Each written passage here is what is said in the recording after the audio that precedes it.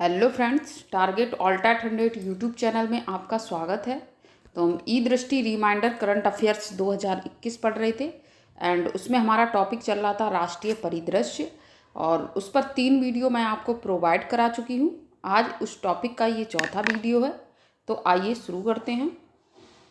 And उसकी playlist आपको इस वीडियो के डिस्क्रिप्शन में मिल जाएगी, जो वीडियोस प्रोवाइड हो चुके हैं। तो आइए शुरू करते हैं। नवंबर 2020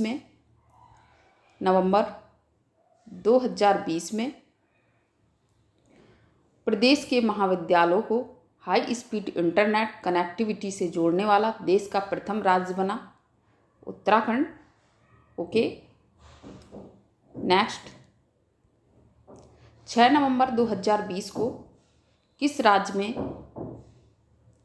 6 नवंबर 2020 को किस राज्य में देश की पहली सौर आधारित एकीकृत बहुग्राम जल आपूर्ति परियोजना का शुभ आरंभ हुआ? तो अरुणाचल प्रदेश में। 2 नवंबर 2020 को किस राज्य में देश की पहली सौर ऊर्जा चालित लघु ट्रेन लॉन्च हुई? केरल में। ओके, कहाँ पे? केरल में। नेक्स्ट प्रश्न है हमारा। 13 नवंबर 2020 को 5वां आयुर्वेद दिवस मनाया गया और इस अवसर पर प्रधानमंत्री नरेंद्र मोदी ने भविष्य के लिए किन 2 संस्थानों को राष्ट्र को समर्पित किया?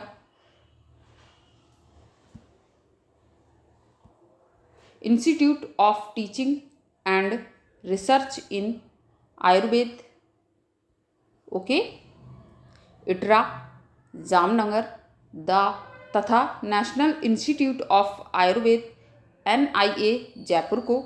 ओके, नेक्स्ट प्रश्न है हमारा।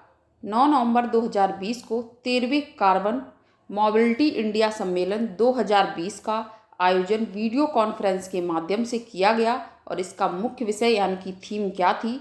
तो शहरी गतिशीलता का उभरता रुख। ओके, नेक्स्ट प्रश्न है हमारा। 31 अक्टूबर 2020 को भारत के तत्कालीन मुख्य न्यायाधीश यानी कि CJI न्यायमूर्ति शरद अरविंद बोबड़े ने कहाँ पर देश के पहले ई रिसोर्स सेंटर न्याय कौशल का उद्घाटन किया? तो नागपुर, महाराष्ट्र में। ओके, नेक्स्ट प्रश्न है हमारा। इसका एक्सप्लेनेशन देखते हैं। न्याय कौशल देश में अपनी तरह का पहला ई रिसोर्स सेंटर है जो उच्चतम न्यायालय सहित देश भर के उच्च न्यायालयों और जिला न्यायालयों में मुकदमों के ई फाइलिंग की सुविधा प्रदान करेगा। ओके, नेक्स्ट है। 27 से 28 अक्टूबर 2020 के मध्य वीडियो कॉन्फ्रेंस के माध्यम से यूनेस्को के मानव और जैव मंडल कार्यक्रम यानी कि MAB की अंतर्राष्ट्रीय समन्वय परिषद की बैठक में भारत के किस जैव मंडल आरक्षित क्षेत्र को यूनेस्को के संरक्षित जैव मंडलों के विश्व नेटवर्क में शामिल किया गया? तो पन्ना जैव आरक्षित क्षेत्र। एंड इसका एक्सप्लेनेशन देखते हैं। भारत के कुल 18 जैव मंडल आरक्षित क्षेत्र हैं, यानी कि कुल। ओके, आरक्षित क्षेत्रों में से पन्ना यूनेस्को के संरक्षित जैव मंडलों के वैश्विक नेटवर्क में शामिल होने वाला देश का 12वां जैव आरक्षित क्षेत्र बना। कौन सा? 12वां। नेक्स्ट प्रश्न है हमारा। 24 अक्टूबर 2020 को प्रधानमंत्री नरेंद्र मोदी ने वीडियो कॉन्फ्रेंस के माध्यम से गुजरात में कितनी परियोजनाओं का उद्घाटन किया? तो 3 परियोजनाओं का। ये 3 परियोजनाएं हैं। किसान सर्वोदय परियोजना, पहली परियोजना है किसान सर्वोदय योजना। UN Mehta institute of cardiology and research centre से संबंध पीडियाट्रिक हार्ट हॉस्पिटल। ओके, और तीसरा है गिरनार रोपवे। ओके, तीनों ये इम्पॉर्टेंट हैं, तो याद रखना, एग्जाम के लिए काफ़ी इम्पॉर्टेंट है। नेक्स्ट प्रश्न है हमारा। अक्टूबर 2020 में सब्जियों के लिए न्यूनतम मूल्य तय करने वाला कौन सा राज्य देश का पहला राज्य बना? तो केरल बना।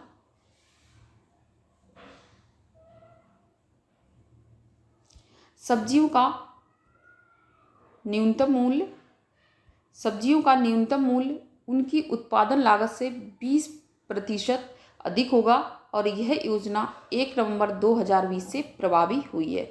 मान लीजिए किसी सब्जी का मूल्य 100 रुपये है, तो 20% यानी कि 20 रुपये हो गया उसका, तो उसका मूल्य रखा जाएगा 120, यानी कि न्यूनतम इतना तो होगा ही और इस लागत पर गवर्नमेंट खरीदेगी उसको। ओके, नेक्स्ट प्रश्न है हमारा, अक्टूबर 2020 में उत्तर प्रदेश सरकार ने मुंबई में हीरा नंदानी समूह के द्वारा कहाँ बनने वाले देश के पहले डाटा सेंटर को मंजूरी दी है? तो ग्रेटर नोएडा। 16 अक्टूबर 2020 को भारत की कितनी झीलों को रामसर साइट घोषित किया गया है? तो 2 को। आइए देखते हैं ये कौन कौन सी हैं। पहली झील है कावरताल झील, कामर झील, जो कहाँ पे है? बिहार में। दूसरी है ओशन कंजर्वेशन रिजर्व, जो कहाँ पे है? उत्तराखंड में। 15 नवंबर 2020 को सूर सरोवर आगरा उत्तर प्रदेश एंड लोनार झील बुलढाना यानी कि महाराष्ट्र को भारत सरकार द्वारा रामसर साइट घोषित यानी कि नामित किया गया है। 24 दिसंबर 2020 को केंद्र सरकार ने लद्दाख के चोंगथोंग क्षेत्र के दक्षिण में स्थित इत्सोकर रामसर स्थल के रूप में शामिल किया है। ओके, तो नेक्स्ट प्रश्न है हमारा, तो अब कुल साइट्स कितनी हो गई हैं? 42 हो गई हैं। देश की कुल रामसर साइटों की संख्या 42 हो गई है। अक्टूबर 2020 में किस राज्य में कटी बिहू पर्व मनाया गया? तो असम में। अक्टूबर 2020 में स्वास्थ्य एवं परिवार कल्याण मंत्री द्वारा जारी एनीमिया मुक्त भारत सूचकांक यानी कि स्कोर कार्ड, एनीमिया मुक्त यानी कि जो ब्लड की कमी से जो रोग हो जाता है एनीमिया बोलते हैं उसे, भारत सूचकांक स्कोर कार्ड 2020-21 यानी कि में किस राज्य को शीर्ष यानी कि कौन सा राज्य स्टेट हमारा टॉप कर रहा है? तो हरियाणा रहा है और इस सूची में उत्तर प्रदेश को 0.2 अंकों के साथ 22वें स्थान पर रखा गया है। टॉप पर रहा है हरियाणा एंड जो यूपी है वो 0 अंकों के साथ 22वें स्थान पर रहा। नेक्स्ट प्रश्न है हमारा, 9 अक्टूबर 2020 को जल शक्ति मंत्रालय द्वारा जारी प्रेस विज्ञप्ति के अनुसार हाल ही में कौन सा राज्य प्रत्येक ग्रामीण घर में नल कनेक्शन उपलब्ध करवाकर देश का पहला हर घर जल राज्य बना? तो गोवा बना। नेक्स्ट प्रश्न है हमारा, 7 अक्टूबर 2020 को प्रतिष्ठित पत्रिका फोर्ब्स द्वारा जारी भारत के 100 सबसे अमीर व्यक्तियों की सूची में किसे शीर्ष स्थान प्राप्त हुआ? तो रिलायंस इंडस्ट्रीज यानी कि के अध्यक्ष मुकेश अंबानी को 88.7 बिलियन डॉलर इनकी संपत्ति है। नेक्स्ट, इस सूची में गौतम अडानी 25.2 बिलियन डॉलर के साथ दूसरे स्थान पर and Shiv Nadar 20.4 billion dollar के साथ तीसरे स्थान पर। तो गौतम अडानी दूसरे पे, शिव नाडार तीसरे स्थान पर। 20 अक्टूबर 2020 को कहाँ पर देश के पहले मल्टी मॉडल लॉजिस्टिक पार्क का शिलान्यास किया गया? तो जोगीघोपा, जो कहाँ पर है? असम में है। नेक्स्ट प्रश्न है हमारा, इसे भारत सरकार की महत्वाकांक्षी भारतमाला परियोजना के तहत 693.97 करोड़ रुपए की लागत से विकसित किया गया है। ओके, 29 सितंबर 2020 को जारी IIFL wealth Hurun India rich list में किसे शीर्ष स्थान प्राप्त हुआ? तो रिलायंस इंडस्ट्रीज के अध्यक्ष मुकेश अंबानी को। नेक्स्ट प्रश्न है हमारा, 26 से 28 सितंबर 2020 के मध्य भारत जापान सामुद्रिक अभ्यास GMAX 2020 के चौथे संस्करण का आयोजन कहाँ किया गया? तो उत्तरी अरब सागर में। नेक्स्ट प्रश्न है हमारा, 14 अक्टूबर 2020 को केंद्रीय मंत्रिमंडल ने किस क्षेत्र में सुधार हेतु विश्व बैंक के वित्तीय सहायता प्राप्त स्टार्ट्स यानी कि strengthening teaching learning and results for states परियोजना को मंजूरी प्रदान की? तो स्कूली शिक्षा। इस परियोजना की कुल लागत कितनी है? तो 5,718 करोड़ रुपए। नेक्स्ट प्रश्न है हमारा, 25 सितंबर 2020 को केंद्र सरकार ने फेम इंडिया योजना के दूसरे चरण के तहत कितने नए इलेक्ट्रिक बस और चार्जिंग स्टेशनों को मंजूरी दी? तो 670 नई इलेक्ट्रिक बस एवं 241 चार्जिंग स्टेशन को मंजूरी दी है। आइए इसका एक्सप्लेनेशन देखते हैं। फेम इंडिया योजना के दूसरे चरण के तहत महाराष्ट्र, गोवा, गुजरात, चंडीगढ़ राज्यों में 670 इलेक्ट्रिक बसों और मध्य प्रदेश, तमिलनाडु, केरल, गुजरात, पोर्ट ब्लेयर जो राजधानी है अंडमान निकोबार की के लिए 241 चार्जिंग स्टेशनों को मंजूरी प्रदान की गई है। नेक्स्ट प्रश्न है हमारा,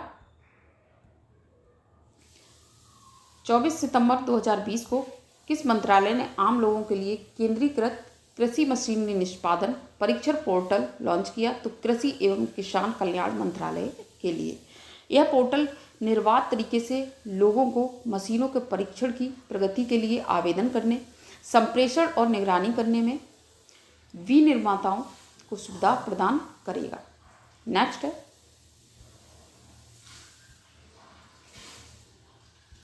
21 सितंबर 2020 को वीडियो कॉन्फ्रेंस के माध्यम से किस राज्य में घर तक फाइबर योजना प्रारंभ की गई? तो बिहार में। 11 सितंबर 2020 को केंद्रीय वाणिज्य एवं उद्योग मंत्री पीयूष गोयल ने राज्य स्टार्टअप रैंकिंग 2019 का दूसरा संस्करण जारी किया और इस रैंकिंग में कौन सा राज्य सर्वश्रेष्ठ प्रदर्शन करने वाला पहला राज्य बना? मतलब सर्वश्रेष्ठ यानी कि टॉप पर रहा, तो गुजरात रहा। नेक्स्ट प्रश्न है हमारा,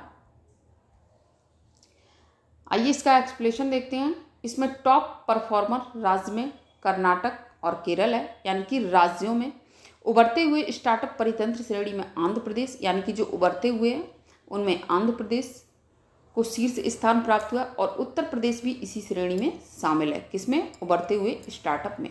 ओके, नेक्स्ट प्रश्न है हमारा, 5 सितंबर 2020 को केंद्रीय वित्त और कॉरपोरेट मामलों की मंत्री यानी कि निर्मला सीतारमण ने व्यापार सुधार कार्य योजना के तहत कारोबारी सुगमता के लिए चौथे संस्करण की घोषणा की और इस रैंकिंग में किस राज्य को शीर्ष स्थान प्राप्त हुआ? तो आंध्र प्रदेश को, एंड दूसरा अगर पूछा जाए तो यूपी को, एंड तीसरा अगर पूछा जाए तो तेलंगाना को, और केंद्र शासित प्रदेशों में सर्वश्रेष्ठ प्रदर्शन करने वाला अगर राज्य पूछा जाए तो वो रहा दिल्ली। ओके, नेक्स्ट प्रश्न है हमारा, 4 से 5 सितंबर 2020 के मध्य भारत और रूस के बीच संयुक्त नौसैनिक अभ्यास यानी कि इंद्र नेवी 2020 का 11वां संस्करण कहाँ आयोजित हुआ? तो बंगाल की खाड़ी भारत में। ओके, और इस द्विवार्षिक संयुक्त नौसैनिक अभ्यास की शुरुआत वर्ष 2003 में हुई थी। कब हुई थी? 2003 में हुई थी। और अभी 2020 में कौन से नंबर का संस्करण था? तो 11वें नंबर का था। ओके, वेरी इंपॉर्टेंट है, तो याद रखना इसे। नेक्स्ट प्रश्न है हमारा, हाल ही में भारत का पहला खिलौना विनिर्माण क्लस्टर कहाँ स्थापित किया गया? तो कोप्पल, यानी कि कहाँ है कोप्पल? तो कर्नाटक में। नेक्स्ट प्रश्न है हमारा, 29 अगस्त 2020 को युवा कार्यक्रम एवं खेल मंत्रालय ने राष्ट्रीय खेल पुरस्कारों के लिए पुरस्कार धनराशि बढ़ाने की घोषणा की एंड इसके तहत राजीव गांधी खेल रत्न पुरस्कार के लिए राशि 7.5 लाख रुपए से बढ़ाकर कितने रुपए की गई? तो 25 लाख रुपए कर दी गई है। नेक्स्ट प्रश्न है हमारा, नेक्स्ट नहीं है, इसका एक्सप्लेनेशन हम देखते हैं किनकी किनकी बढ़ाई गई है। तो अर्जुन पुरस्कार की राशि 5 लाख थी और अब कितनी हो गई है? तो 15। एंड द्रोणाचार्य पुरस्कार लाइफ टाइम, जो द्रोणाचार्य पुरस्कार लाइफ टाइम की पुरस्कार राशि 5 लाख थी और इसकी भी अब कितनी कर दी गई? तो 15 लाख। द्रोणाचार्य पुरस्कार नियमित, ये था लाइफ टाइम वाला, एंड ये है नियमित की पुरस्कार राशि 5 लाख से 10 लाख। लाइफ टाइम की पूछी जाए तो 5 से 15 एंड नियमित की पूछी जाए तो 5 से 10। ओके, ध्यानचंद पुरस्कार की राशि 5 लाख रुपए से 10 लाख रुपए। 24 अगस्त 2020 को किस नदी के ऊपर निर्मित भारत के सबसे लंबे नदी रोपवे का उद्घाटन किया गया? तो गुवाहाटी, असम में, जो कहाँ पे है? ब्रह्मपुत्र नदी के ऊपर है। नेक्स्ट प्रश्न है हमारा, और इस रोपवे की अगर लंबाई पूछी जाए तो 1.82 किलोमीटर है। ओके, नेक्स्ट प्रश्न है हमारा, 26 अगस्त 2020 को नीति आयोग द्वारा निर्यात तैयारी सूचकांक 2020 जारी किया गया और इसमें तटीय राज्यों में सर्वश्रेष्ठ प्रदर्शन यानी कि प्रदर्शन करने वाला राज्य कौन सा रहा? तो गुजरात रहा। इसका एक्सप्लेनेशन देखते हैं। और भूमि से घिरे हुए राज्यों में सर्वश्रेष्ठ प्रदर्शन करने वाला राज्य अगर पूछा जाए तो राजस्थान, जो भूमि से घिरा हुआ है। और भूमि से घिरे हुए राज्यों में उत्तर प्रदेश का अगर पूछा जाए तो 5वां स्थान है। हिमालयी राज्यों में पूछा जाए तो उत्तराखंड है टॉप पर। केंद्र शासित में पूछा जाए तो दिल्ली है टॉप पर। नेक्स्ट, इसके ओवरऑल रैंकिंग में गुजरात शीर्ष पर, महाराष्ट्र दूसरे नंबर पर एंड तमिलनाडु तीसरे नंबर पर, राजस्थान चौथे नंबर पर एंड ओडिशा चतुर्थ नंबर पर एंड 5वें स्थान ओवरऑल रैंकिंग में अगर यूपी का स्थान पूछा जाए तो 11वें पे। आप समझ गए होंगे। तो दूसरे पे कौन सा है? महाराष्ट्र, तीसरे पे तमिलनाडु, चौथे पे राजस्थान, ओके, और 5वें स्थान पे ओडिशा। और ओवरऑल रैंकिंग में अगर यूपी का स्थान पूछा जाए तो 11वां है। ओके, नेक्स्ट प्रश्न है हमारा, 26 अगस्त 2020 को संस्कृति मंत्रालय द्वारा भारतीय पुरातत्व सर्वेक्षण में कितने नए सर्कलों की घोषणा की गई? तो 7। एंड इसका एक्सप्लेनेशन देखते हैं। 7 नए सर्किल हैं। त्रिची जो कहाँ पर है? तमिलनाडु, रायगंज पश्चिम बंगाल, राजकोट गुजरात, जबलपुर एमपी, झांसी और मेरठ कहाँ पर है? यूपी, हम्पी तो कर्नाटक। तो अब कुल सर्किट कितने हो गए हैं? तो 36 हो गए हैं। और इससे आगे हम नेक्स्ट वीडियो में पढ़ेंगे। ओके, तो नए हो तो चैनल को सब्सक्राइब जरूर